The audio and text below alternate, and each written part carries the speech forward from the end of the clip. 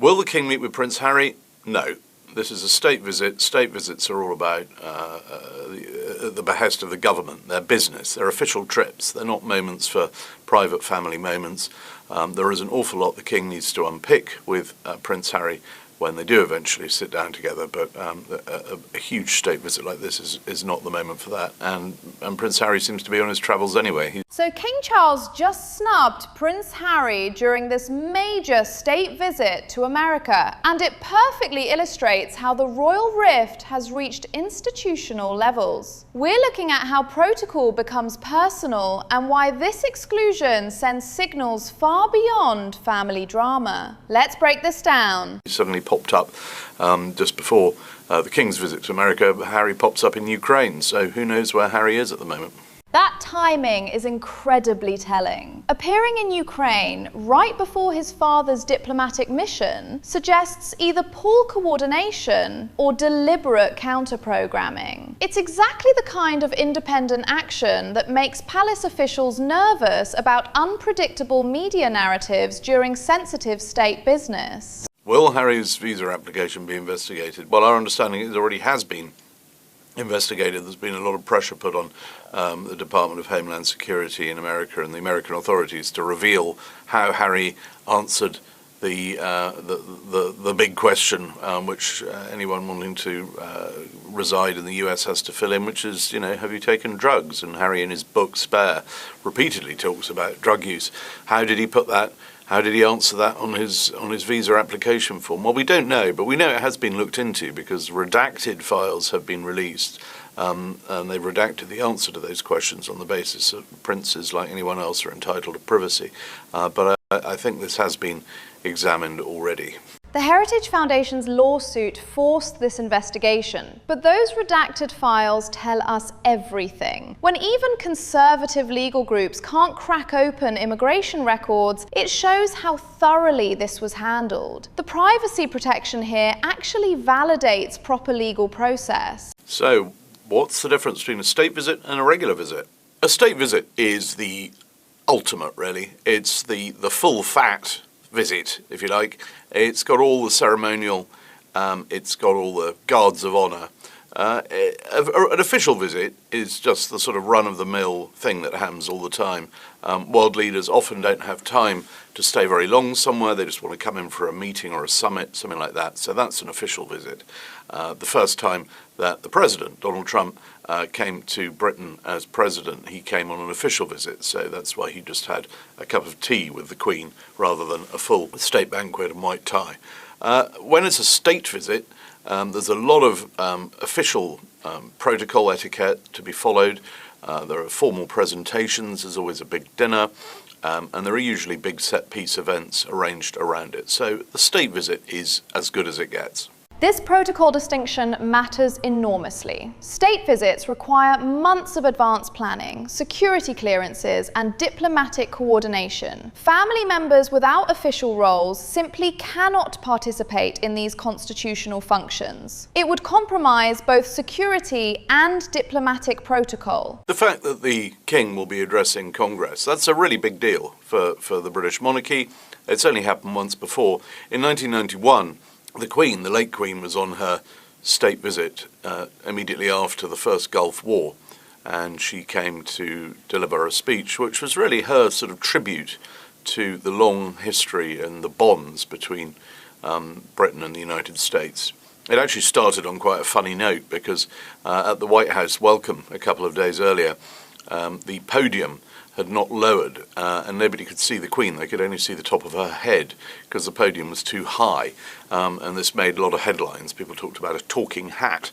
So the Queen actually opened her speech to Congress with a joke. She started by saying, "I hope you can all see me today," and everybody laughed and gave her a standing ovation from the start. She got a huge ovation at the end, and it'll be the same, I'm sure, with the King. Only the second monarch in history to address Congress. That's the institutional weight we're talking about. This level of constitutional responsibility cannot accommodate personal family reconciliation. The Queen's 1991 speech came at a pivotal post-Cold War moment, just like this visit addresses current global challenges. While his health has obviously been the subject of huge scrutiny ever since he first announced his cancer diagnosis at the start of 2024, and here we are 2.5 years later, and he hasn't really slowed down at all. It hasn't affected his work as monarch.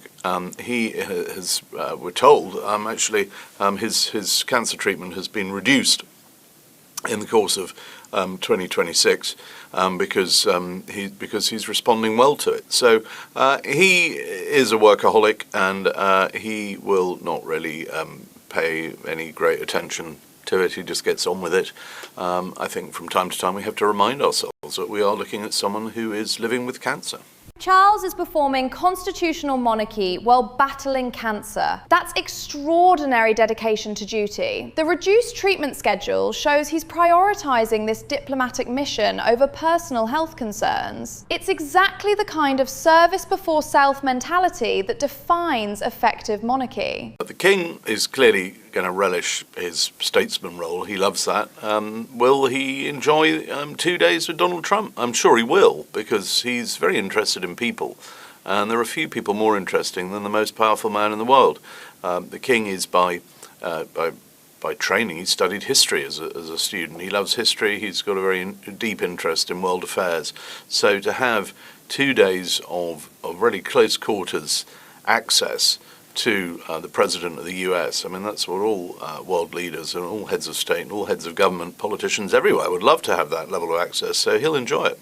Charles studied history at Cambridge and understands statecraft in ways most politicians don't. His decades of diplomatic experience with world leaders gives him unique perspective. This isn't just ceremonial. He's genuinely equipped for these high-level international relationships through decades of preparation. The argument that we should cancel the trip, there are a lot of people in Britain who've said the trip should be cancelled, and many Canadians are asking, well, why is the King of Canada visiting Donald Trump, who's said some unkind things about Canada, and indeed talked about annexing it. The fact is, the king is a public servant. He's a constitutional monarch. He does what his elected politicians tell him to do. And in this case, the British Prime Minister has advised him to go to the USA. As far as I know, the Canadian Prime Minister, Mark Carney, has not advised the King of Canada not to go. I think there's an understanding that actually the King is very much one of the reasons why Donald Trump's talk about annexing Canada has tailed off. Exactly right. Constitutional monarchy means doing what elected governments advise, even when personally difficult. Charles cannot pick and choose diplomatic missions based on personal preference. This is fundamental democratic accountability. The Crown serves the elected government's foreign policy objectives. Yes, I think the President does. He clearly treats the monarchy and the royal family in one category, and British politicians are in another. And again, I know this from talking to him about it. He gets that there is this separate role. He's in a very different position. He's both a head of state and a head of government in Britain. That role is split. The Prime Minister does the politics, and the royals do the representing the country bit, if you like. And Donald Trump understands that. He knows that the king can't suddenly start talking about tariffs and defence budgets. And it's one of the reasons why the king always travels with his foreign secretary, his chief foreign minister, because precisely if any sort of political issues do surface, then the king just says, well, there's the politician. Trump's understanding of constitutional roles is surprisingly sophisticated here. He grasps that monarchs operate within strict constitutional limits, unlike American presidents who combine both functions. This separation actually makes diplomatic relationships more stable and less politically volatile. I suspect Prince Charles probably didn't know about Donald Trump, certainly the boyhood Donald Trump. Most people did know about Prince Charles because he was the son of the most famous woman in the world, and I know that here in the United States, the media have always sort of followed the royal family, but once Donald Trump started to become a public figure, particularly someone on TV, someone in the news, then the king would certainly have heard about him. Charles has 5 decades of public life experience dealing with world leaders across multiple presidencies. That institutional memory and diplomatic expertise cannot be replicated or rushed. It's accumulated wisdom that comes only from decades of constitutional service. I think it was back in around 2000, 2005 that they had their first meeting when Prince Charles was on a tour of the US, and of course Donald Trump was a great fan of Princess Diana.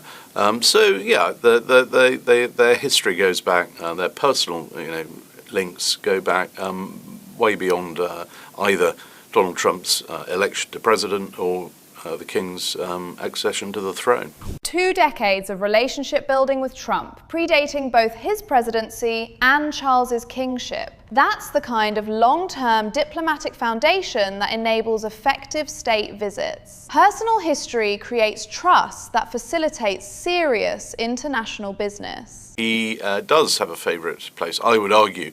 I think he's always enjoyed California in particular. When he was a young naval officer in the Royal Navy, his ship would frequently dock at San Diego, and he would go and stay with the couple who became very good friends, Ronald and Nancy Reagan. Back then, Ronald Reagan was governor of California, and that's where Prince Charles used to go for R&R. And while he was there, he'd actually play quite a lot of polo. He was very keen on polo. He's played polo on several places all over the US.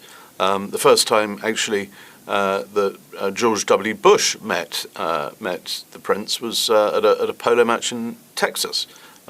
He went to the Armstrong Ranch to watch Prince Charles play polo. So yes, he's ridden in many states of the US. The California connection runs deep through military service and political relationships with the Reagans. Naval duty in San Diego created genuine American friendships that lasted decades. Those authentic personal bonds with American leaders across both parties strengthened diplomatic effectiveness. His back started to cause trouble, and certainly since his cancer diagnosis, the doctor's advice has been to sort of stop anything too risky.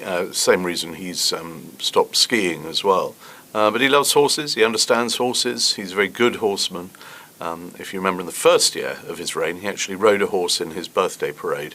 It's quite a frisky horse too, but since then he's had both feet firmly on the ground. Personal sacrifice for constitutional duty, giving up polo and skiing for cancer treatment while maintaining full state responsibilities. That's the reality of constitutional monarchy. Personal preferences yield to institutional obligations. Health challenges don't pause diplomatic requirements.